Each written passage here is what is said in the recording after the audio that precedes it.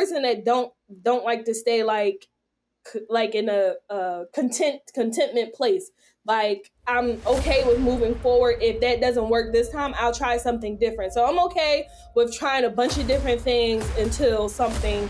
Treading water is the same as drowning to people like you and me. You better start swimming. Welcome to the show. I'm your host, Rob Green. Well, welcome to this podcast. We've got Sade Goodman with us. Welcome, Yes. Sade. Thank you so much for having me. I'm excited to talk to you. You're welcome. Yes. You have an interesting past with social media, and Yes. then kind of went through a journey, and now you're on Sade 2.0, I'm calling it. Yes. All right, so let's briefly touch on the past. You were a celebrity hairstylist, had a YouTube following, and a sizable YouTube following, Yes. and then decided to go down a different path. Can you walk us through what happened? Yeah, so I was a celebrity hairstylist. I'm from Philadelphia and I moved to Atlanta. And when I moved to Atlanta, I basically had to start all over. So I made some plans and this was about 10 years ago. So I made some plans to start over. And one of the things I had on my list was to do YouTube. And I was doing it because I needed some clientele, I needed some money, but I wasn't expecting to be a social media influencer from it. So the first video I did, within days, it had like over 500 something thousand views. And I didn't even know. I did the video, I put it on, and I just left it alone. And I did the next video, and that one went to 1 million, and then the other one went to 1 million. So I was like, okay, so people were like, well, are you going to record more videos? I was like, I guess so. And so I started doing it every couple of months. And then all of them just kept going straight to 1 million views. So I was like, okay, well, I'm going to start doing this more often. And then I found out that you can get paid from it. And so I said, well, I'm going to do this more than once a month. So I really took a journey on being a YouTuber. So my YouTube name was Filthy Rich Tresses.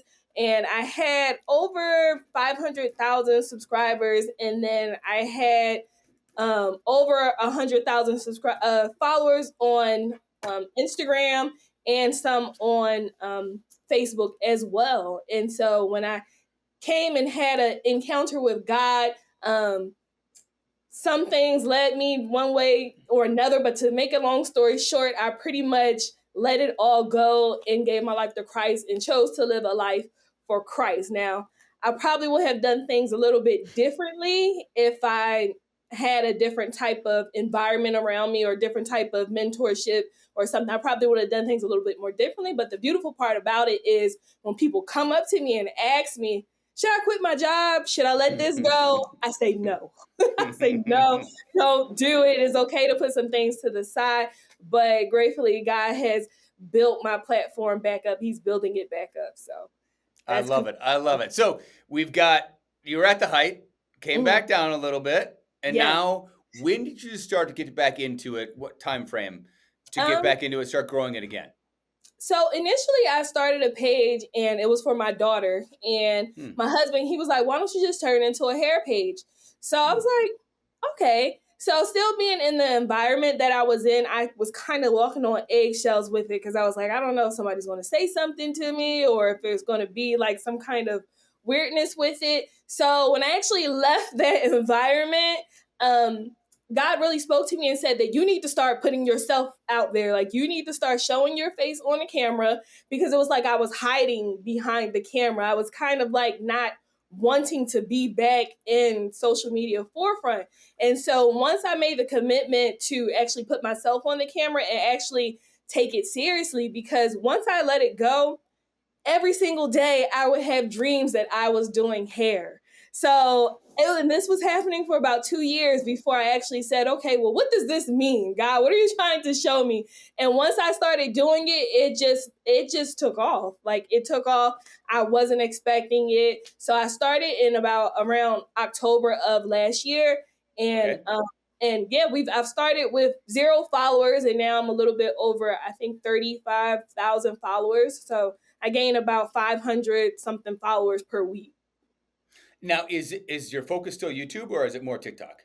So with things changing, my focus was YouTube at first, but YouTube is a little different these days than it was at the time that I was doing YouTube. So I've shifted over to TikTok, I believe you have to follow what's current. So TikTok is what's current. That's what's in. And it's very much, it's like if anybody was a YouTuber at the time that I was a YouTuber, it was like a stressful thing. You have to make 10-minute videos. It's very long, the editing and all that. But TikTok, you can pretty much just come on and do whatever. Like you really don't know what's going to go viral because I really I don't even understand the algorithm myself. So at this point, it's just whatever I feel to put out, I will put it out. So I don't think too hard about it.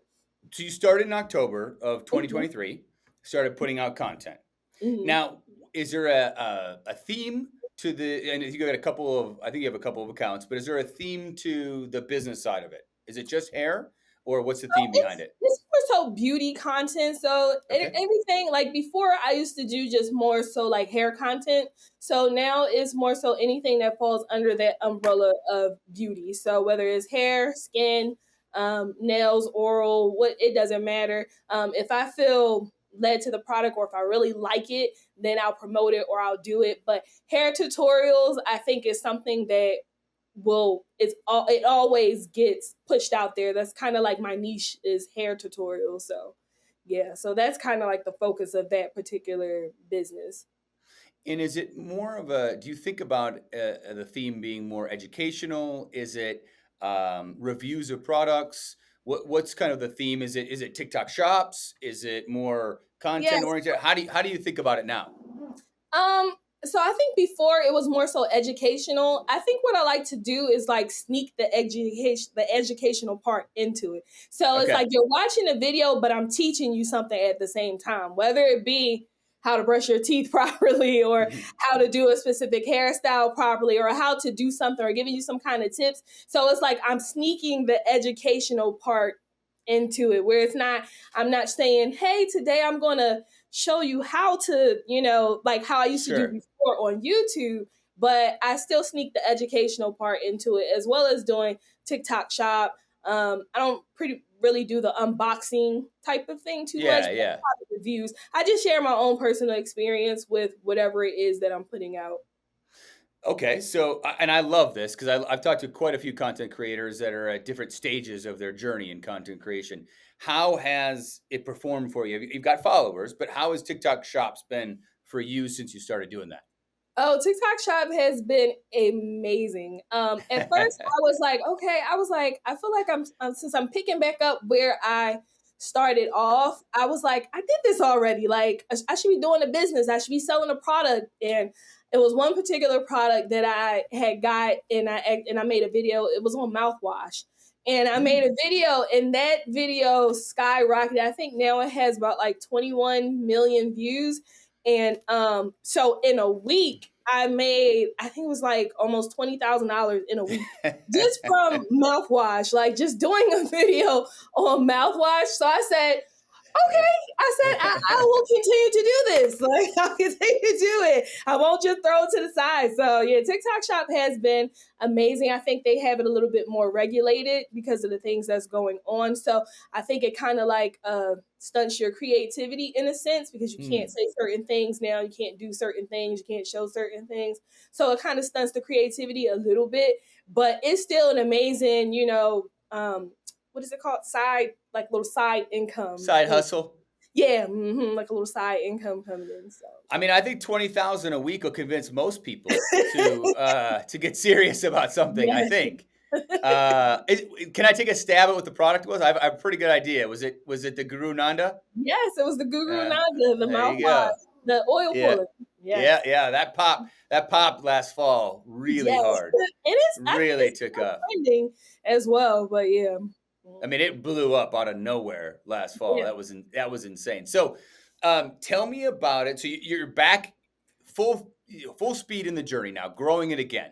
Yeah. I got a couple questions around that. So one, how do you stay on top of a platform that's moving so fast?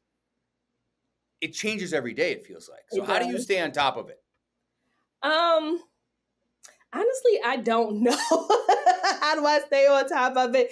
I really have to do what feels good to me. So if it feels if it feels good, if I feel, I'm one person that don't like to stay like like in a contentment place. Like I'm okay with moving forward. If that doesn't work this time, I'll try something different. So I'm okay with trying a bunch of different things until something actually works. So if I did a product review like this one time, and I think with TikTok is like you can't get stuck on the same thing, like doing something the same way. You have to always be willing to be innovative.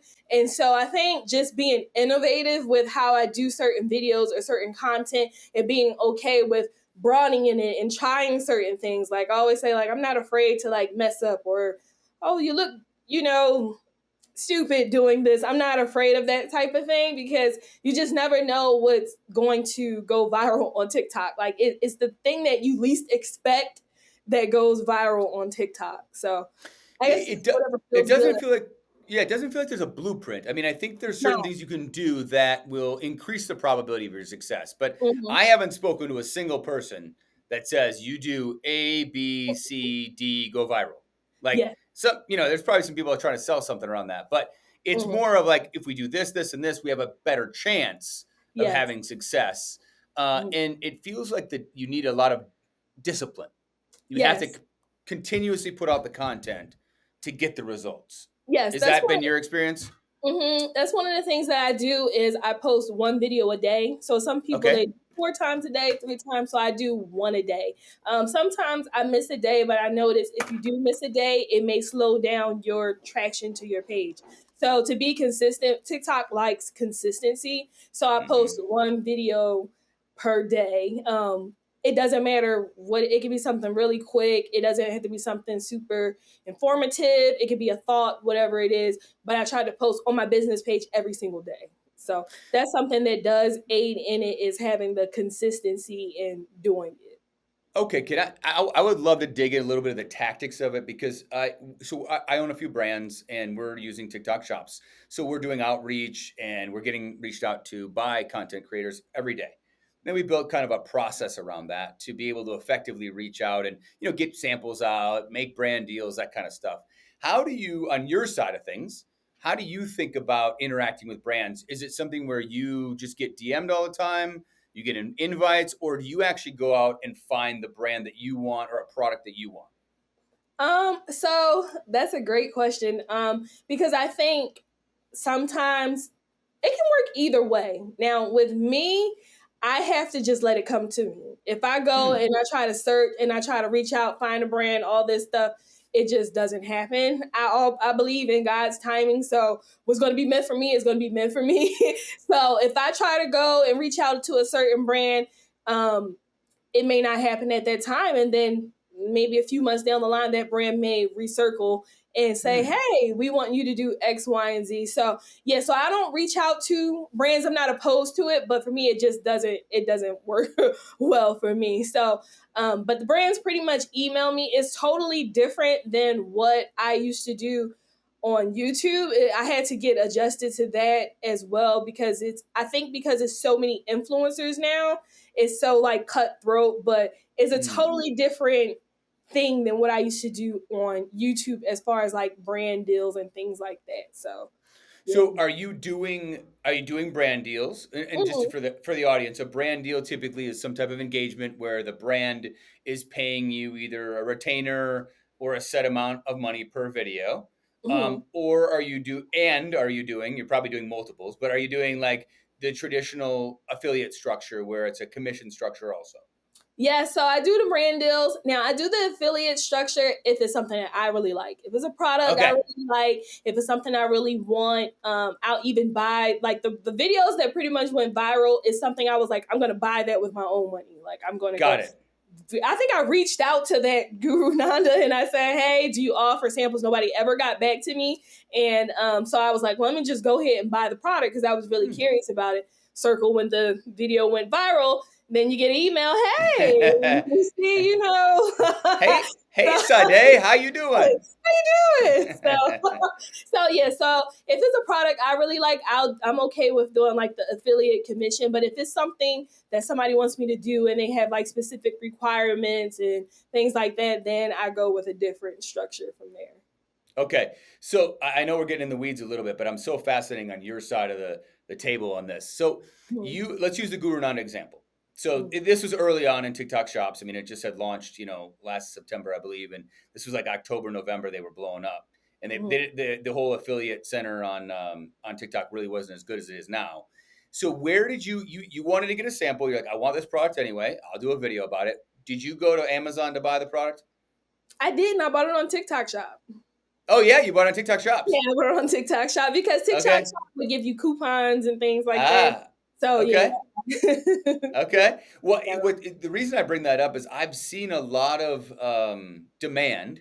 So we sell a lot on Amazon, and I've seen a lot of demand go crazy on Amazon from TikTok videos and TikTok content. Mm-hmm. So people definitely buy on TikTok shops, but so many people are just conditioned to buy on Amazon. They get it faster. They think they get it faster. They get it, they have more trust. They can return it, things like that. So I've seen some affiliates and content creators talk about that, where if the brand doesn't have it available, they just go out and buy it somewhere else. Or in your case, you bought it on shops. Yeah, I just bought it on TikTok Shop. Now I will have some brands reach out that are not on TikTok Shop and they want me to promote their product that's on Amazon. Some of those are a little sketchy, so I don't do a lot of them because I don't know. Some of them are they've gotten so creative with the way that they, get over on people now. So I don't do a whole lot of those, but I have done brand deals where I will promote a product and put the Amazon link in my storefront. So okay, you've got a little storefront, and it'd be like a link tree or something linked to Amazon, so they can go buy there. All right, so you've had some success. You're going. I feel like there's another step coming your way, and you're kind of waiting for it to be delivered. Is that fair to say? Yes, I am. I'm waiting to see what direction to go with this. I'm kind of type if I'm going to do it, I'm going to do it. Like I'm going to just like if I gave it all up, I'll I'm going to put my all into it. So I just want the direction. I don't want to just ever just be doing stuff just to be doing stuff or doing stuff just because it's popular. But so I'm just kind of trying to wait for some instruction or which avenue to go with it, this particular, business in this industry. So I love it. I think, do you have any indications what that might be? Do you want to have your own beauty brand? Do you want to have your own hair care brand? Is there anything that has been kind of calling to you? I feel like something's been calling to you for like a couple years. It feels like something in the back of your head. I don't know what it is. So I have thought about my own beauty products. I actually bought a ton of these hair oils. I've had them just sitting dormant for like years, but it's something that I have to like rebrand and all of that and get back out there. So it's like, I'm really not too sure. I'm not too sure if I want to go with I really feel called to like public speaking, like conferences, that type of thing. I feel like I will go in a specific direction in that type of way. I have some other things in the back end that I'm working on as far as like books and stuff like that. So I feel like I'll go in that direction as well. But I know I some kind of something, I just don't know exactly what it is yet. I'm not too sure.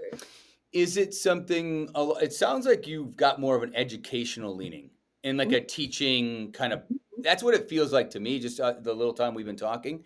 And you want to go that route. Is that maybe a possibility? A community, a course, coaching people, right? Is that something? Yes, there you go. That's what it is right there. Yes. Okay. Coaching. Yes. I feel like you'd be good at that. Yes. That's I do mentorship. I had a mentorship, like spiritual side, but also integrated business as well, because a lot of people, they don't really know the foundation of business, like a LLC or what a copyright is or certain things like that. So I do have courses that I've done previously in a mentorship for that. So I feel like I will go more in that direction as far as like, that's it, right? I forgot about that coaching, but yes, that's exactly what it is. I was actually going to see about getting a certification and doing, I forgot what the type of coaching, but I looked it up before on what it is exactly that I want to do. But yeah, I'm very passionate about helping entrepreneurs, young entrepreneurs, especially, ones that don't have that foundation of business or doing business on the right way, or finances, or knowing how to budget their finances and things like that. That's exactly the direction that I want to go. So I'm trying to figure out how this is what I'm doing now is going to like align with that. I'm a little, but. What about coaching people that are, let me take a step back. I think the characteristics I've noticed with content creators that are having success, not just one time, but success over and over again. They're disciplined, they're proactive, they stay on track. They, like you said, they produce content regularly. They treat it like a business, Yes. not like a hobby, not just for fun. Mhm. What about coaching individuals that are serious about it, but early on in their journey? I would love that. Yeah, so it's something that might be a good fit for you. Yeah, that's something I would love. I actually have one mentee now, and I've coached her. She's doing amazing things now. I'm still pushing her in the social media, aspect of it, but she's done some amazing things since we've gotten. That was my first try because I fought mentorship for such a long time. I was like, I don't want to do it. I don't want. People used to ask me all the time, "Can you mentor me?" No, I'm not doing it. I don't want any parts of it. But it's something that I actually enjoy. So yeah, I am open to something like that. Mm. Yeah, I think that, I mean, obviously beauty brands, you know it so well, that would be something to do. That is a different animal. If you haven't built a brand, I mean, we've done it a bunch of times. It is, I think so many people underestimate the amount of different moving parts there are to do it, but it's definitely doable. I mean, if you've got the ability to be a content creator and understand that side of things, making a product and a brand is I see a lot of people, that's the next step for them too. It's just kind of what your own personal desires are. Would you rather do the education, the coaching, or would you rather be somebody that's, focused on the brand side of things? So I think each person's going to go their own direction. Right. Mm-hmm. So what is it? Where can people find out more about you? Because I think you've got this. I think you're on the tipping point of really taking off, Sade. I don't know why I feel that way. I mean, we've only known each other for a little while here, but I feel like you got a lot of energy and a lot to share, and you're right on that tipping point of blowing up. So where can people find out more about you? So if you want to follow my beauty brand, is at Shiloh's Temple. My personal page is I am Sade Goodman. So I share everything from just my personal thoughts. I believe that page is going to go into a different direction. The more as we talked about it, the coaching and all that, I believe is going to go in a different direction. But right now it's kind of like in a transitional stage. But if you want to know me personally, you can follow I am Sade Goodman. But my beauty brand, hair tutorials, all of that is Shiloh's Temple. I love it. I love that. I think you should really own your journey along this way. And so many people could benefit from your story and what you've done and had the success. And then now you're rebuilding. I mean, it's just, that's the American dream. I mean, nobody goes straight up, Sade. We all know that. It's always a rocky road to the top. So now it's never a smooth straight line. So I love that part about it. And I just want to say thanks. I know this is your first podcast, but I appreciate you coming on and sharing your story. And if I can help with anything along that, either of those lines, especially on the brand or community side of things, I'd be happy to help in any way I can. Oh, thank you. I'm going to take you up on that since you mentioned it. But yeah, I really would appreciate, I love to get a different perspective. And I've actually been praying for God to send somebody to give me some kind of perspective or direction. So I thank you for actually planting that seed as far as coaching, because it's something that I wasn't putting in the forefront of my mind. So I think I will dive a little bit more deeper into that area. I love it. Well, thank you so much for taking the time with us today. Thank you. If you enjoyed today's episode, please subscribe, leave a review, and share with friends. And if you're an entrepreneur interested in coming on the show, visit therobgreenshow.com to get in touch. Stay curious and never stop learning, improving, or growing.